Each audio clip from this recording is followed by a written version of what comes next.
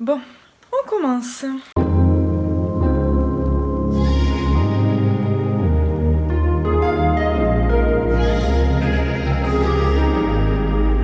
Coucou, on se retrouve pour une nouvelle vidéo et j'espère que vous allez bien. Moi je vais très bien. Aujourd'hui, si vous l'avez vu dans le titre, je vais vous parler des sorties littéraires du mois de fin d'avril et du mois de mai qui m'intéressent parce que sinon il y en a beaucoup trop. Mais voilà, donc j'espère que ça vous plaira. On passe à la vidéo. C'est parti! Juste avant de commencer, si je regarde en dessous de l'écran ou sur le côté, c'est que tout simplement j'ai mon ordinateur où il y a vraiment les résumés, les bons noms d'auteurs ou tout simplement le titre parce que tous les titres ne sont pas faciles à dire ou à prononcer pour être sûr de pas vous dire de bêtises. Pour que ça soit donc simple pour tout le monde et pour que ça soit beaucoup plus compréhensible, je vais simplement vous dire les livres par date. Donc le premier livre que je vais vous parler, c'est un livre qui va sortir le 24 avril. Donc à l'heure où je vous parle, c'est demain. J'ai trop hâte de le voir en librairie. Le premier livre que je vais vous parler, c'est Wooked de la saga Never After, qui est écrite par l'auteure américaine à succès Emily McKentir. Donc le livre parle de James qui a un seul objectif, détruire et se venger de son pire ennemi, Michael. Et un jour, la fille de Peter, âgée de 20 ans, va rentrer dans son bar. Il va y voir un moyen d'arriver à ses fins. Son plan est de séduire la fille et de l'utiliser comme revanche contre son ennemi. Sauf que bien sûr ça ne va pas se passer comme ça va se compliquer lorsqu'il commence à voir en la jeune femme plus qu'un simple pion dans son jeu. Wendy, qui est donc la fille de Peter, a vécu cloîtrée la majeure partie de sa vie à cause de son père riche et distant. Pourtant, une simple soirée avec des amis débouche sur une histoire d'amour intense, addictive, avec le sombre et inquiétant Jay. Même si elle sait qu'il est dangereux, elle ne parvient pas à se défaire de son attirance envers lui. Et tandis que leur relation s'intensifie et qu'elle en apprend davantage sur le monde dans lequel il évolue, elle ne sait plus si elle tombe amoureuse de l'homme qu'on appelle James ou du monstre connu sous le nom de Wooked. Ce livre, c'est une dark romance. Il me perturbe ce résumé. Je ne sais pas trop quoi en penser. Je pense que c'est un où je suis plutôt mitigée, mais j'ai quand même envie de creuser et de lire ce livre. J'ai dû en parler dans une des vidéos, mais je suis pas très fan des dark romances, tout simplement pour les moments qui sont un peu durs. Ça me choque pas, mais en revanche ça me dérange. C'est pas des moments que j'apprécie fortement dans le livre. En revanche, ça ne me choque pas si je les lis. Par exemple, j'ai lu Captive numéro 1 qui est considéré comme une dark romance. Je trouve que les moments où les moments forts de la dark romance, pour moi, s'ils y étaient pas, c'était mieux que s'ils y étaient. Mais en revanche, j'ai quand même apprécié l'histoire et j'ai quand même envie de continuer à lire cette série de livres. Bref, on s'écarte un peu du sujet, mais tout ça pour dire que, en prenant exemple sur Captive, les dark romances ne me plaisent pas en soi, mais l'histoire peut m'intéresser. Dark romances ne me plaisent pas par rapport à leurs scènes violentes, mais l'histoire en elle-même peut m'intéresser, donc j'ai envie de quand même tester ce livre, même si c'est de la dark romance et donc je sais qu'il va avoir des moments violents. Donc on passe maintenant au prochain livre qui est donc le 25 avril, qui s'appelle Winterland, le secret de Sanarchel. Donc c'est l'histoire de la famille Winterland, de leur maison la plus étroite et dit-on la plus ancienne de Paris. 4 pièces, une par étage, une par enfant. Une maison toute en hauteur, comme une tour si vous préférez. Pour ceux qui savent observer, la porte raconte déjà beaucoup. Une porte sculptée selon les règles des meilleurs ébénistes de la ville, ornée de plusieurs scarabées en métal, eux-mêmes entourés de libellules en nacre qui offrent le soir de pleine lune une lumière troublante. Et si vous fixez intensément cette porte, peut-être verrez-vous bouger ces bestioles. On les appelle des chars. Nous y sommes. Sur la poignée, une marque. Cette marque, des formes étranges. Sous ces formes étranges, un mystère. Poussiez-vous la porte ou préférez-vous attendre encore un peu? À vous de choisir. Les gamins Hinterland vous attendent. Dans l'univers de la famille, les dieux, oubliés, ils sont devenus minuscules. Les rois déchus ont été transformés en statues de pierre et la mémoire du monde menace de disparaître en fumée. À Paris, 4 enfants s'envolent dans une curieuse machine vers un château rond sur les traces de leur passé. Donc voilà ce résumé. Ce résumé m'interpelle, mais j'ai vraiment pas beaucoup de choses à dire sur ce livre. J'ai tout simplement envie de le lire, mais j'aurai pas d'explication à vous fournir sur pourquoi du comment. On passe au troisième. Le troisième livre qui va directement aller droit dans ma wishlist, c'est Beats Temptation Rose Redemption, qui va sortir donc le 30 avril. Et dans ce livre de Roxane Mirelli, on va suivre Julia, qui est une journaliste pour un journal de science-fiction et qui vient de recevoir 2 photos très étranges. Sur les clichés, une seule et même personne, mais à 2 époques très différentes et très éloignées, ce qui est littéralement impossible. Elle va partir en quête de vérité pour son article. Elle embarque pour une petite île des côtes bretonnes où vit le mystérieux et ténébreux Emmett Valsarad. Elle va comprendre très vite que cet endroit regorge de secrets. Julia ne le sait pas, mais en posant un pied sur cette île, elle s'y jetait tout droit dans la gueule de la bête. Ce livre, il est dit que si on aime La Belle et la Bête, en gros on va bien aimer ce livre-là. C'est complètement ce que j'ai pensé en lisant le résumé. J'ai clairement vu une ressemblance entre le dessin animé Belle et la Bête et tout simplement ce livre-là. Moi ça tombe bien, j'adore Belle et la Bête, c'est un de mes Disney préférés. Et donc vraiment l'histoire autour de ça, je l'adore. Donc je me dis que pourquoi pas tester ce livre-là parce que comme on nous l'a conseillé, si on aime Belle et la Bête, faut lire celui-là. Donc ce livre me donne beaucoup envie, notamment comment il est écrit dans le résumé, mais après il faut voir aussi le dedans. Et s'il n'y a pas trop de longueur et tout ça, et si ça ressemble pas non plus totalement à La Belle et la Bête, parce que c'est pas le but. Voilà.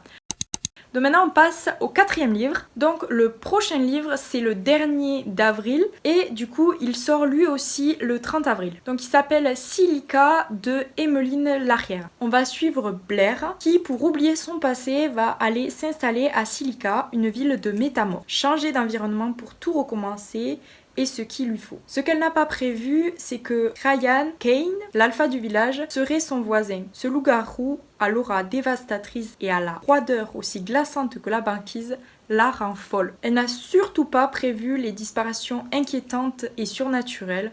Elle voulait seulement une petite vie tranquille, loin de l'absurdité de la vie humaine. Mais c'est raté. Ni une ni deux, Blair se retrouve à enquêter, à relever ses manches au risque de perdre la vie. Ce livre, c'est celui que j'attends le plus de fin d'avril parce que j'adore tout ce qui est pas magie, mais un peu fantasy avec les loups-garous, tout ça, métamorphes, comme on vous l'a dit dans le résumé.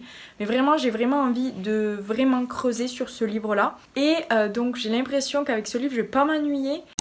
Bon, reprenons. Passons donc au livre de mai cette fois-ci. Donc on va commencer par 3 livres qui vont sortir le même jour, donc c'est le 3 mai. Donc le premier livre qui va sortir donc le 3 mai, c'est Le thé pour les fantômes de Chris Vulkisevic. Donc ça parle de Agonie, qui est une sorcière, et Félicité, la passeuse de fantômes. Cela fait 30 ans que ces 2 filles de berger ne se parlent pas, jusqu'au jour où la mort brutale de leur mère les réunit malgré elles. Pour recueillir ces derniers mots, elles doivent retrouver son sceptre retracé ensemble, le passé de cette femme qui en a aimé une et rejeté l'autre. Mais le fantôme de leur mère reste introuvable, et les témoins de sa vie, morts ou vivants, dessinent un portrait étrange, voire contradictoire. Que voulait-elle révéler avant sa mort? Qui était vraiment cette femme? La quête de la vérité amènera les 2 sœurs dans des ruelles de Nice au désert d'Alméria,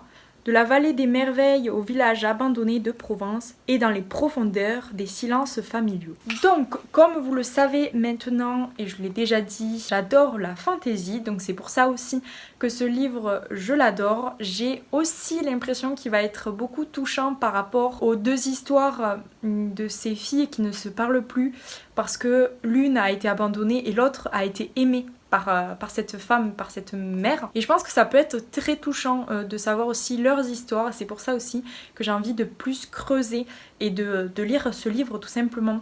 Donc il arrive directement dans ma wishlist, j'ai trop hâte. J'espère surtout que cette histoire et ce résumé, en fait cet univers, va remplir toutes les attentes que j'ai de ce livre parce que vraiment il me fait beaucoup envie. Et donc maintenant on passe au prochain livre, qui sortira aussi toujours le 3 mai. C'est le livre Love on the Brain de Ali Hazelwood, qui est aussi l'autrice de The Love Hypnotices. Donc dans ce livre, on suit Bee et Levi qui ont fait leurs études de sciences ensemble dans la même université. Bee, elle est convaincue que Levi ne l'aime pas pendant les années d'université. Il se passe du temps et ils vont devoir collaborer ensemble 6 ans après sur un projet de la NASA. Ils sont forcés de travailler ensemble et ils vont se rendre compte qu'ils ont peut-être des points communs. Donc tout simplement dans ce livre on va suivre leur relation, comment elle évolue dans le temps. Je pense que vous vous en doutez comment ça va évoluer, c'est une romance donc déjà voilà. Ce livre j'en entends parler depuis très longtemps,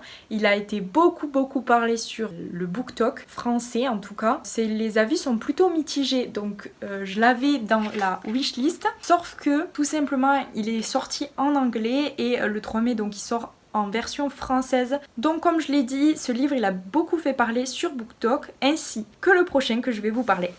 Donc le prochain que je vais vous parler, il a aussi fait parler sur BookTok. Il va aussi sortir le 3 mai et il s'appelle The Spanish Love Deception, qui sort lui aussi en version française.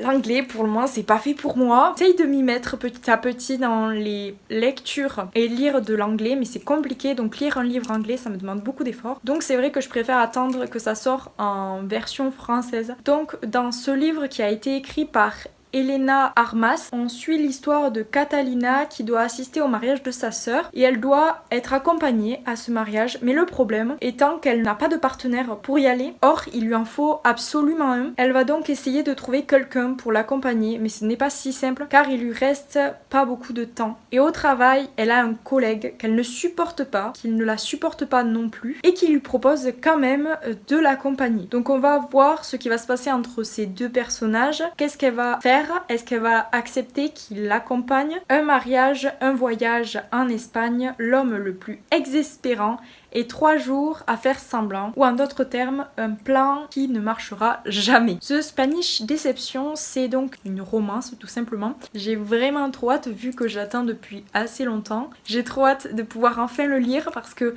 j'en entends beaucoup parler, que ce soit en positif ou en négatif, et tout simplement j'ai envie de savoir moi ce que j'en pense, et aussi parce que je suis beaucoup influençable et que BookTok m'influence beaucoup dans mes lectures, j'ai envie quand même de le lire.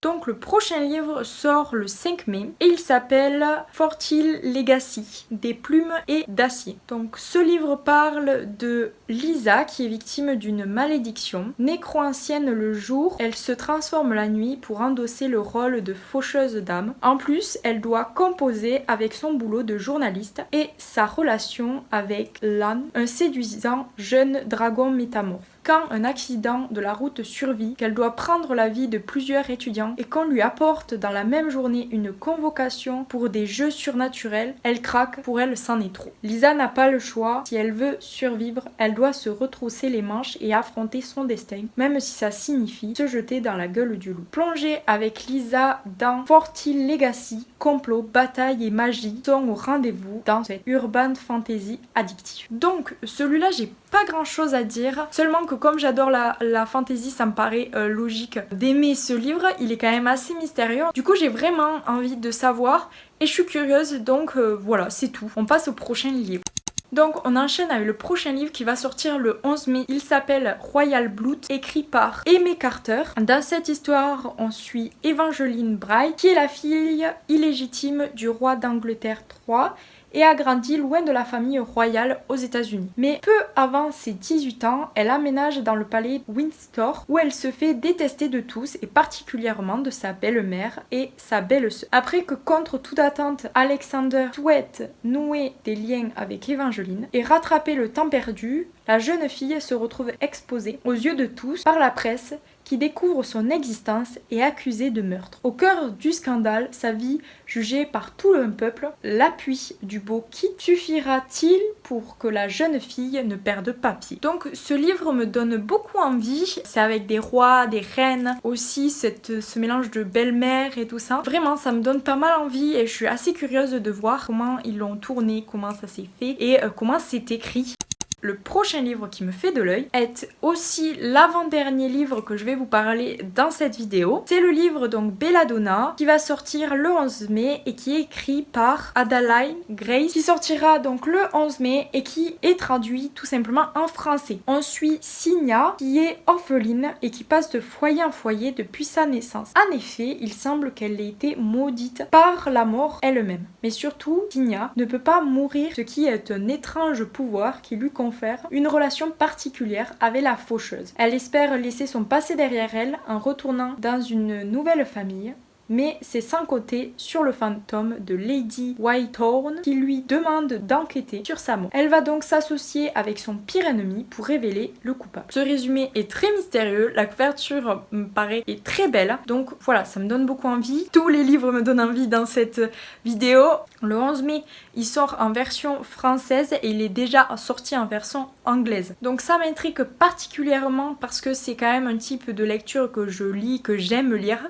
Et on va passer au prochain et au dernier livre que je vais vous parler dans cette vidéo. Donc c'est La Cité du Savoir de Nadia Coste qui va sortir le 25 mai. Dans ce livre, on parle du monde où la magie tire son pouvoir des mots. Et sur cette île se trouve Sophia qui rêve d'intégrer l'école Philopolis, la Cité du Savoir. Dans cette école, on apprend à maîtriser la magie des mots. De son côté, son meilleur ami, Théo, n'a jamais voulu apprendre à lire car son frère fait partie de ceux qui sont revenus de la cité affectés par une maladie mentale qui touche les étudiants recalés aux examens finaux. Lorsque Sophia est admise à l'école, Théo embarque pour Philopolis afin de la protéger. À peine arrivé, il se joint à la guilde des voleurs, résiste dans l'ombre à la magie des penseurs. Mais il découvre que la cité cache bien des secrets et leur vision du monde s'en trouve ébranlée. Et donc on va suivre leur amitié et comment elle va résister ou pas dans tous ces changements et ces secrets. Donc on parle de deux meilleurs amis, d'une histoire entre ces deux meilleurs amis, un meilleur ami qui veut protéger un autre meilleur ami qui a un rêve, c'est d'aller dans cette cité du savoir et